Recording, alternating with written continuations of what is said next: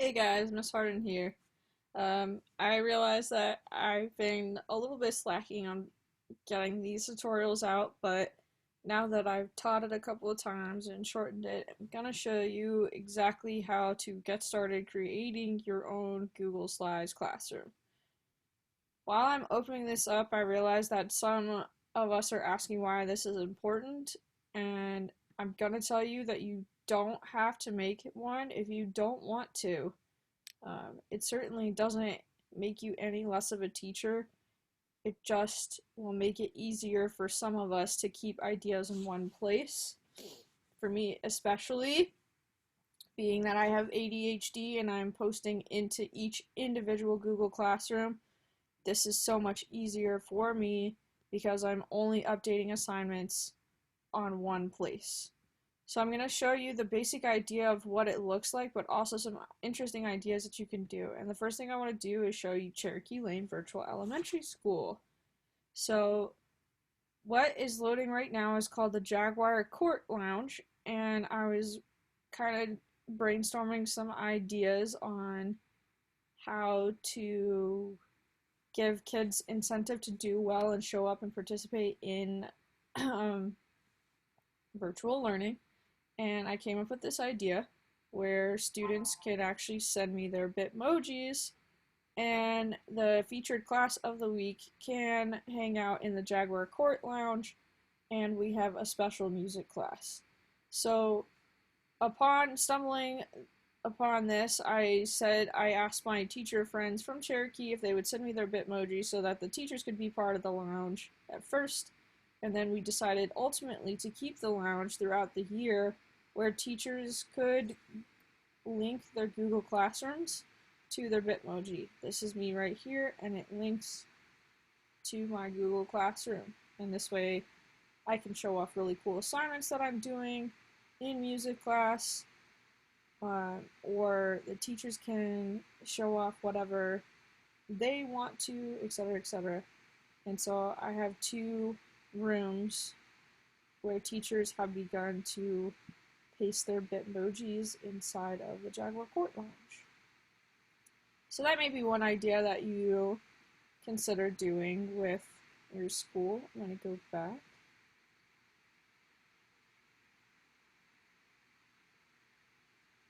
Now that you've kind of seen my Google Classroom, I actually make a Google Classroom for each grade, just so that they feel like they're individualized and they're special.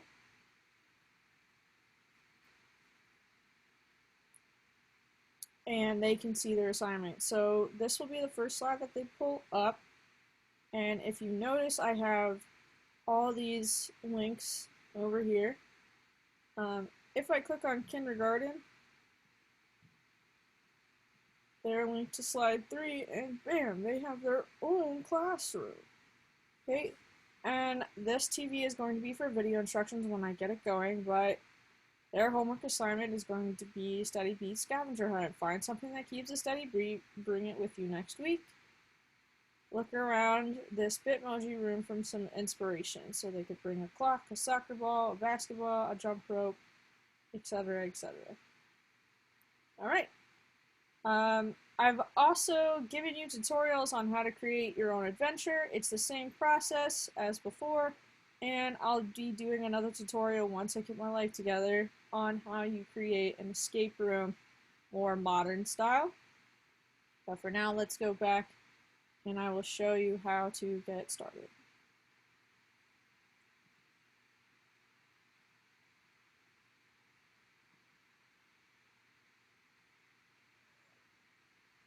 So, we are going to start with a blank presentation.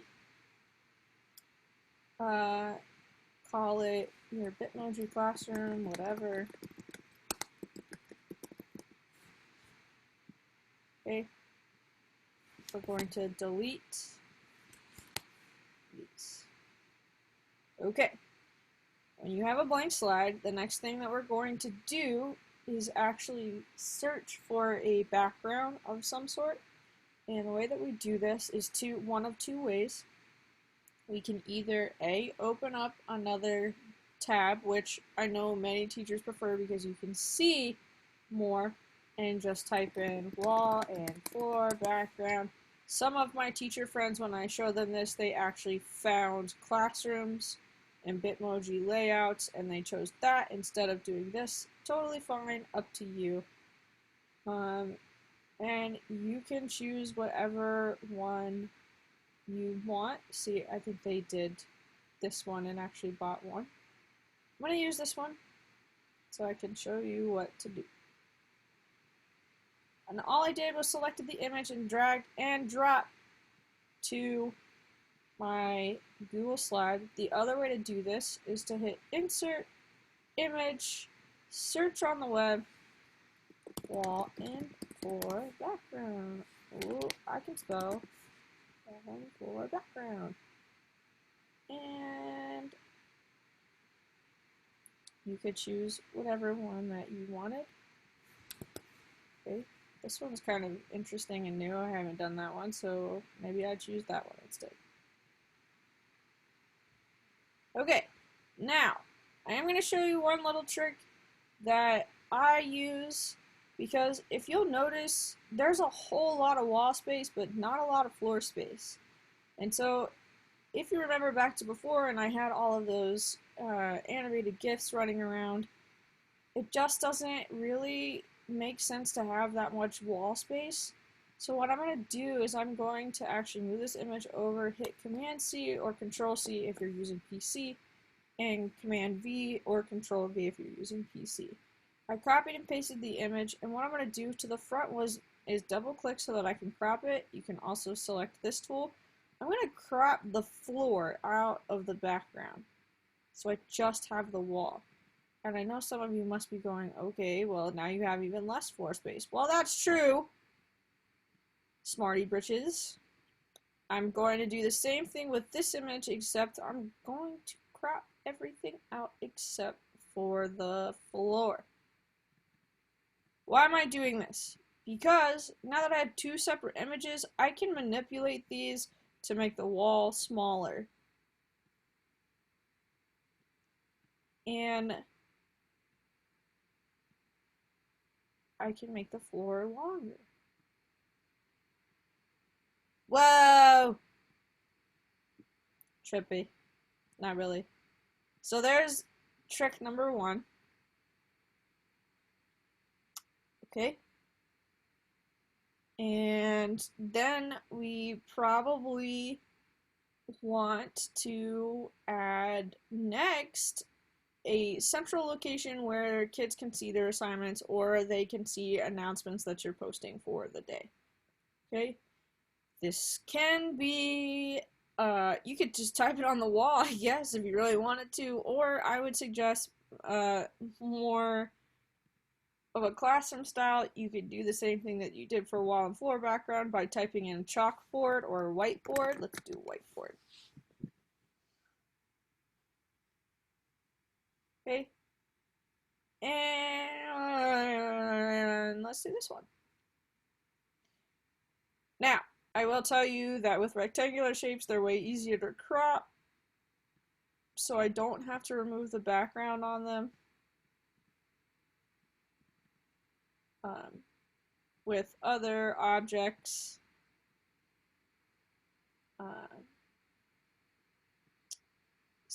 ones that are a little bit more circular and have different shapes and stuff, I'll show you how to remove the background of an image in just 1 second. Fun tip, make sure that when you're adjusting that image or cropping it, you are moving the black line, because as you saw before, sometimes it's a little bit difficult to do that and you'll wind up moving the blue line, and that's not cropping the shape, that's manipulating it. So I don't want to move this, I want to move this, if that makes sense. If you happen to move the blue, not a big deal, you can put it back, or you can just hit edit undo and start all over. Okay, now I may decide I don't like that. That doesn't really fit with my theme at all, so I'm actually going to delete it and do a chalkboard. But the point is, you want to get a central location on where they can come to see announcements and whatnot.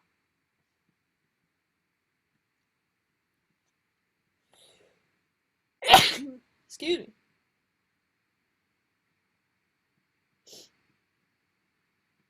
Again, double click. Crop the image. Excuse me again, sorry.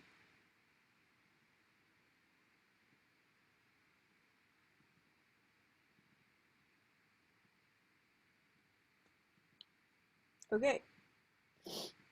Now I have a chalkboard. Now, I can also add a Bitmoji. If you don't have the Bitmoji extension, then I would highly, highly, highly, highly, highly recommend. Even if you're not creating a Bitmoji classroom, it's just good to have around just in case. Using Chrome, going to the Chrome extension web store, and I can do that by just searching Google and adding the Bitmoji extension. But I'm going to click on that. And I can choose a Bitmoji to place inside of my classroom. Okay, one interesting feature that not many of my colleagues knew about is you can actually right click on this image, hit rotate, and hit flip horizontally, and it does flip it. I'm not going to do that because then that would put the guitar in the wrong hand, but you get my point. Okay, now that I have my Bitmoji inside of my classroom, I'm going to show you how you would link an assignment or what have you. Let's say, for example, that you want the kids to do a get to know you assignment. So instead of going inside of your Google Classroom and creating an assignment and whatnot, you can actually, oh, why did I do that? You can actually do it in here. Give the assignment a title. Okay. Add a slide and paste 3 images that tell me about yourself.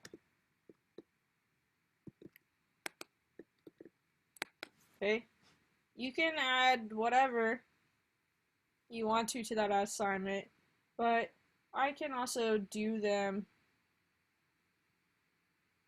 I can do it right here and give them an example. But you get the idea. If that's your assignment, all I'm gonna do is just link it to slide 2, and the way that I do that is hit insert, hit text box. Okay, I'm not gonna type anything just yet. I'm gonna hit insert again now that that text box is in there, and hit link. Right here where it says text, you can type in homework, first grade, second grade, third grade, whatever. Slides in this presentation, slide 2.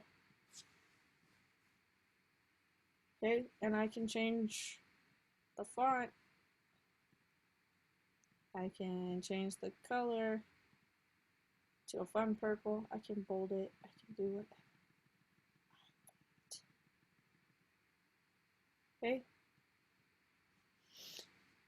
Past that, you can start adding posters and images to your Google Classroom. I'll show you really quick how to do that. For animations and much more, continue to subscribe to my channel and pay attention to that Upgrading Your Google Slide Classroom game for more videos. So, if I want to add a poster or an image that needs the background removed, like if I want to add a monster coming out of the wall, I'm going to open up another tab and type in the website remove.bg. Thank you, remove.bg, for being free. Educators everywhere are flipping out and telling you thank you, thank you, thank you, thank you, thank you. Okay, I'm going to type in monster coming from the wall.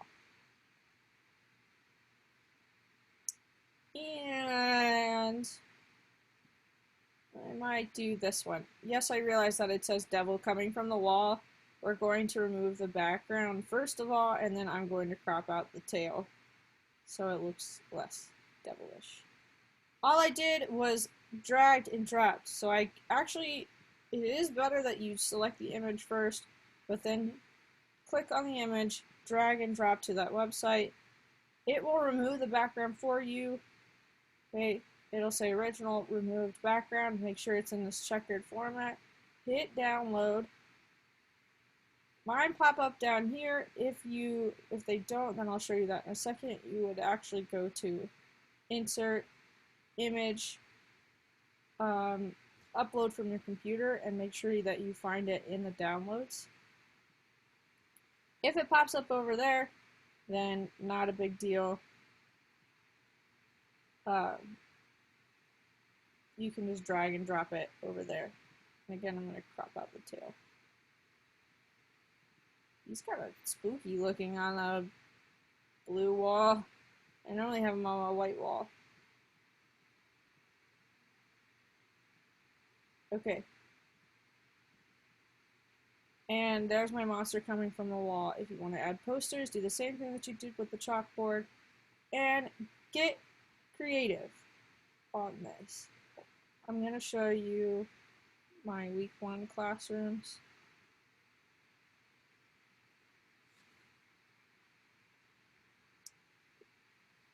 So, here's week 1. Okay, I thought it was week 2. The kids can actually click around, and all of these have links to them. And all I did for that was select image, hit insert, hit link, and then pasted YouTube videos or paste a website. This will bring them to a video of me playing piano. This will bring them to a video of me playing saxophone. This will take them to a guy playing bucket drums ridiculously awesome. This is linked to the Cherokee Lane website. This is linked to the Calverton website. This is linked to a song called Hello to All the Children of the World. And they get to click around and see all kinds of videos, which makes it a tad more interactive. I did the same thing that I showed you with links, except I have it for kindergarten, 1st grade, 2nd grade, 3rd grade, etc. Created a separate classroom for Zoom links. That way you have one link reoccurring. Here's 3rd grade. They're doing meter. I just added some GIFs. Here's 4th grade. Their first assignment is to create a rhythm monster, so I added a whole bunch of monsters. Here's 5th grade. Just added some GIFs. Listen to your favorite song. And 6th grade will be in the lounge that day. So this will actually say, hey 6th grade, want to see your Bitmoji in the Jaguar Court Lounge. I haven't fixed that yet. So, I hope that helped. A little bit of a long tutorial, but I wanted to show you some cool things that you can do with it. Pay attention, subscribe. I love you guys. If you need help, always feel free to reach out. My email is ash.hardin, HARDIN, @gmail.com. If you are a PG person, PG County person, my email is Ashley, ASHLEIGH.Hardin, HARDIN, @pgcps.org. I will definitely try and get back to you, but I've done this tutorial so many times, I have absolutely no problem at all doing it again and helping you guys out on a one-on-one Zoom call. I hope this helps. I'll see you next time.